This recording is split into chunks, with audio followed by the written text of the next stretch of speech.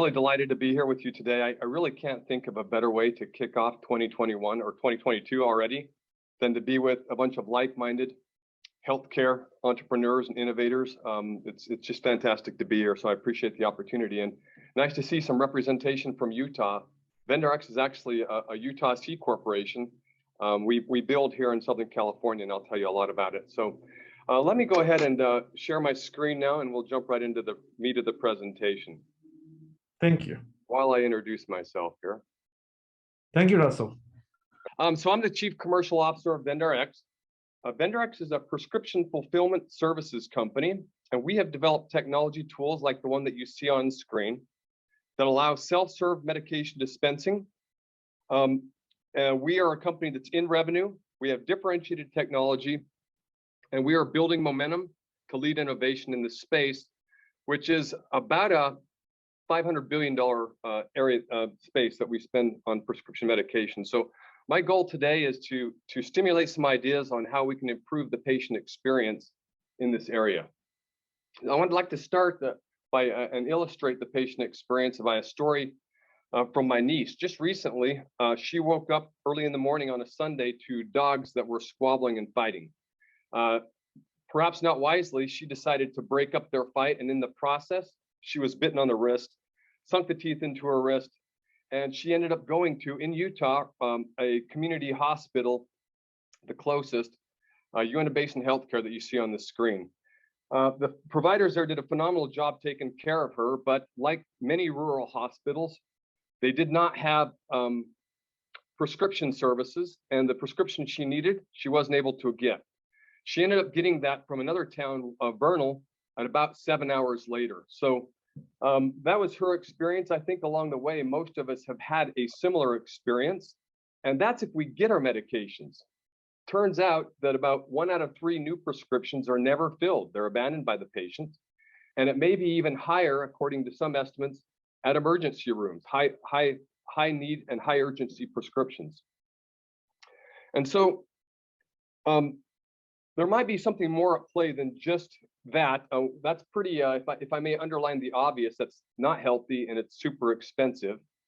But there's something else going on. And as we talk to our customers and we talk to industry, and especially recently as we come out of COVID, we are learning that in order for them to find ways to compete and create differentiation with their competitors, they're focusing on the patient experience.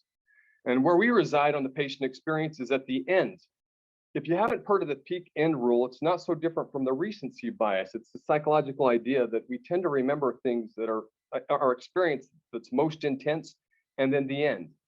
And then kind of everything else gets muted a little bit. And so if you're a patient, and 95% of all patient consults with physicians about result in a prescription, then comes the hard part, going and getting it filled. And we're not doing a great job as an industry taking care of that. So what's the solution? Well, as one of our early adopters said, don't give the patient a prescription, give them their medicine.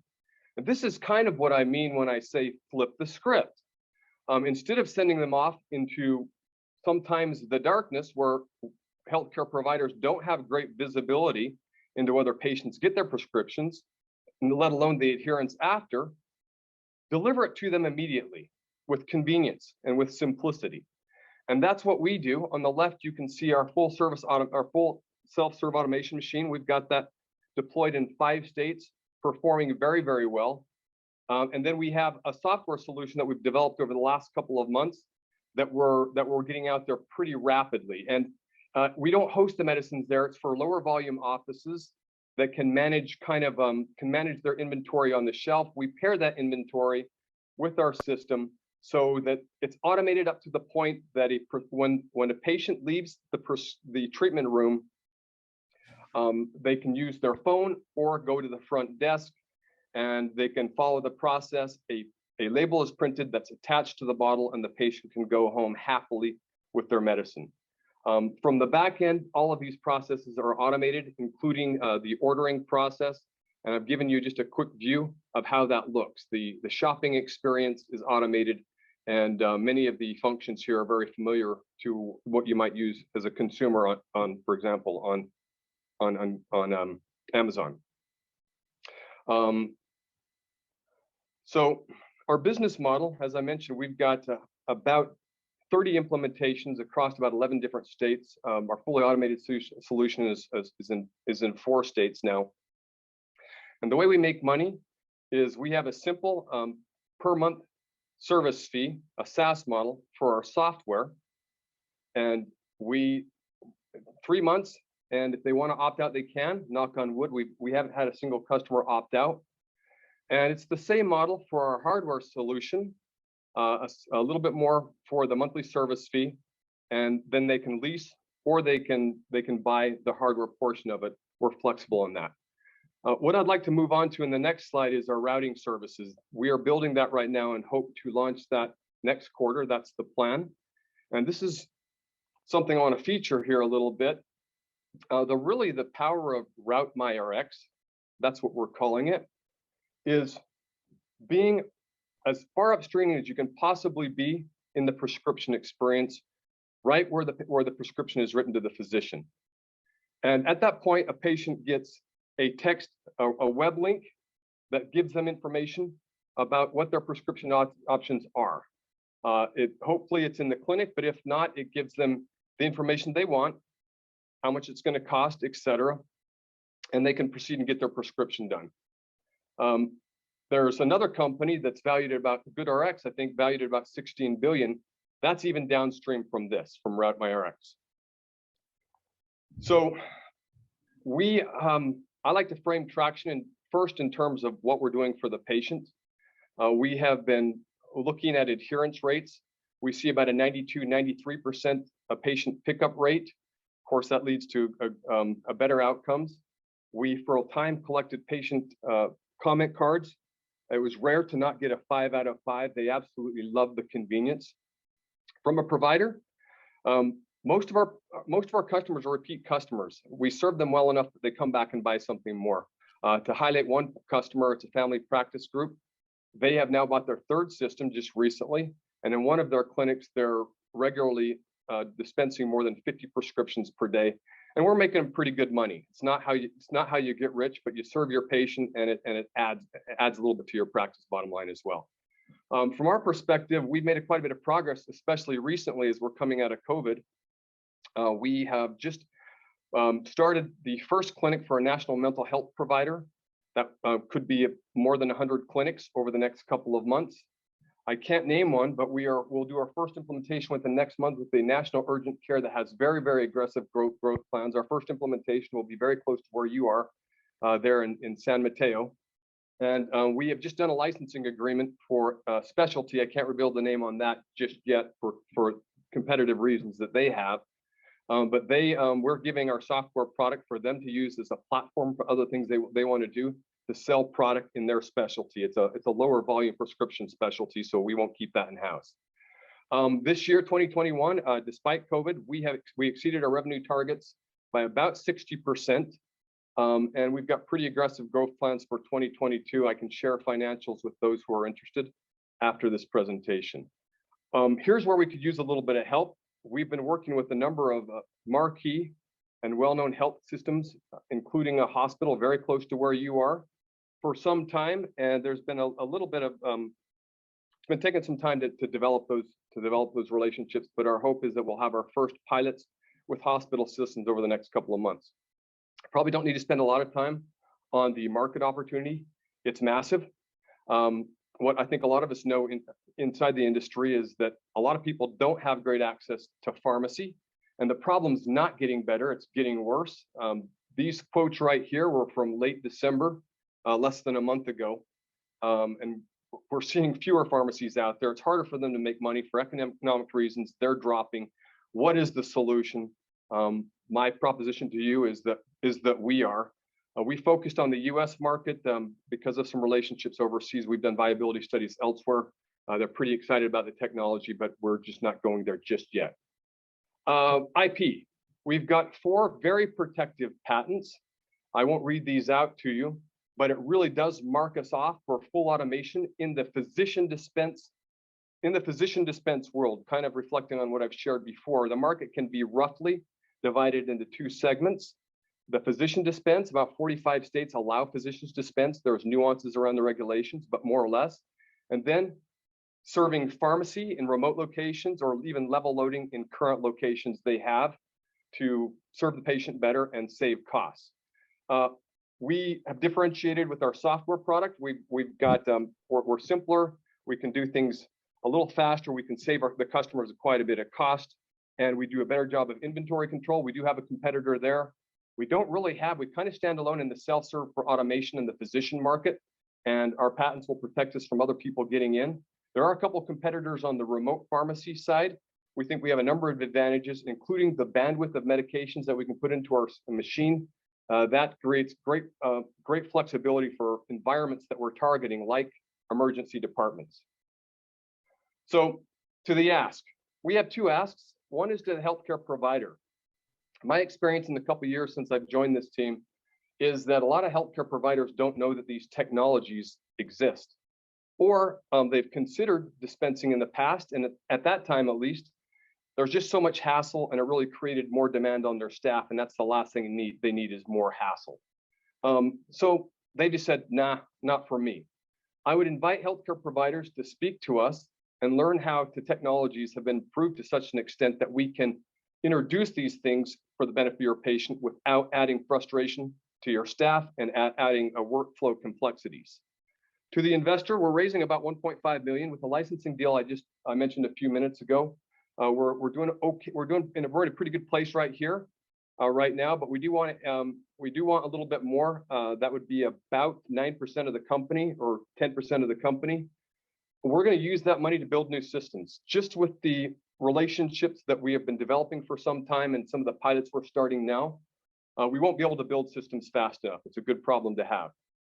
We also need to do marketing. We're a small and kind of a tiny team. We've done almost all of the business that's come to us has been calls coming to us. We haven't done any marketing. It's time. We need to expand operations to support all those things I just mentioned. And finally, if any of that appeals to you as an investor in healthcare, we would invite you to join our team. I sense from being here and sitting through these conversations that you'd be like us in your desire to innovate. We're all hustlers. You'd have that in common with us, and problem solving. Just to spend a moment, Trent Jeffries, our CEO, I've never seen a problem he can't solve, and he just executes. And I think that's the culture we have internally. We're a tiny and mighty team, but we are supported by a lot of fantastic advisors, even some that are sitting in the room with us today. And with that, I would salute you and say, this is a phenomenal conference. Love what you're doing. Let's all come back for the next round and bring friends, and I'll take questions. Russell, thank you so very much for your presentation. You are our fifth presenter and a fifth founder. I can tell you there's going to be a very close competition because you guys are truly entrepreneurs, truly entrepreneurs. So I want to give a shout out again to Innovator MD and the team to bring fantastic founders and entrepreneurs to this platform. With that, I will welcome my fellow judges and I'll go last. Thank you. I'm curious if it's possible for the users to somehow check prices, because at least like for some medications, sometimes people shop around for the price differences. And then I'm also curious if there are any limitations that you can see with respect to your machine. Like, for example, like does it have certain temperature and humidity or stuff like that? Yeah, fantastic questions. I'll take those in order. One, around pricing. So the idea here is patients want two things, right? They want convenience and they want best price. They're not really getting either right now. So the solution right now is we can just snatch data and we can really compare it to best pricing in the area, and so it's good RX, and that still leaves an unbelievable margin for physicians to make money for their practices. We will be pulling data that can aggregate all of that so that with our RouteMyRx technology, we can always show patients their best price options. So a simplified view would be, all right, patient, here's your closest pharmacy, and here is your best price pharmacy if you choose not to get it here. Here's your price if you get it here in clinic, or here's your best price, or here's your closest price. And so we're working out some of the details on that. But the idea of this is that we always deliver best price. One of our partners right now has chosen to go with this, and I love it. It's your copay or less. And that's what they tell their patients, and the patients love it. And that's a cash price. Okay, second question, or remind me your second question, I apologize. I was asking about limitations, but I also Yeah. want to double check for the pricing. Do I have to physically go to the machine, or can I check like in an app or online? Yeah, okay, so that's a really important question. I'm glad that you caught me on that because I was moving so fast in the presentation, I didn't poke it in. So when patients are treated, so the process on the back end is the physician and the provider does not need to do anything differently than they're already doing if they're using electronic medical records. We use the SureScripts network. So they write their prescription, but instead of being directed to a pharmacy, the VendRx system becomes the pharmacy. So it goes to the cloud and it waits for the patient to do the patient's thing. At that moment, the patient is sent a web link. They pop it open and they validate who they are, and they can follow the instructions on screen to do everything that they can currently do with the machine. This is true for a full automation implementation. It's also true for a software implementation. With regards to limitations of the machines, yeah, you probably have a hard time building a machine that could hold all medications for all patients. But if you look at, for example, an emergency room, all the common medications, the most common medications that are dispensed there, or primary care, which is babies to grandparents, we can cover most of them. The way I like to think of it is if it can go in a bottle or a box, we can accommodate. So we do realize that that there are certain, and they're not hardware limited, they're not really technical challenges for us. For example, as we look at hospitals in our first emergency room implementation, we will put a zone into our system that is temperature controlled for insulin, for example. Yeah, we're not looking at certain specialty medications that require specialized help for administration. Does that answer your question? Thank you. Absolutely. Yeah. Thank you so much for the presentation, and I love the convenience of it, and automation seems to be the future. I'm wondering about the safety issues. So would that be for first-time medication also? And who's going to do the consultation for the patient? Great question. So reflecting on my comment there, that the offer here is for kind of two segments. There's physicians who can dispense as a the key regulation there is that physicians have to dispense to their patients. So we'll separate it from pharmacy. Within a physician world, the consult's not really required. The presumption is they just got off the teleconference or in person with the physician, and that's where they get their answers. For the pharmacy world, it depends on the state regulations. For example, in California, they dropped the video requirement for consultation. But if the patient, we defer to the state regulations, and in most cases, as you pointed out, if it's a new prescription, it would require a consult, and then for other stuff. But when the prescription in that environment is sent to the system, we share data back and forth with the pharmacy that actually owns the system. And so there's some integration there. There's no integration, special integration required on the physician side. On the pharmacy side, we would have some integration with our pharmacy management system so that the data can go back and forth, and we would know when the prescription requires a consult, and at that moment, the patient can either use their phone or they'd be able to use the screen to have that consult. Okay, thank you for clarifying that. And now what I run into that if another physician from another country would like to prescribe something that's impossible at this moment right now, do you foresee that might be possible in the future? Let's say, use the system? I'm setting you up with an okay, go ahead, I'm listening. Yeah, no, I'm sorry. I want to make sure. I just wanted to clarify your question.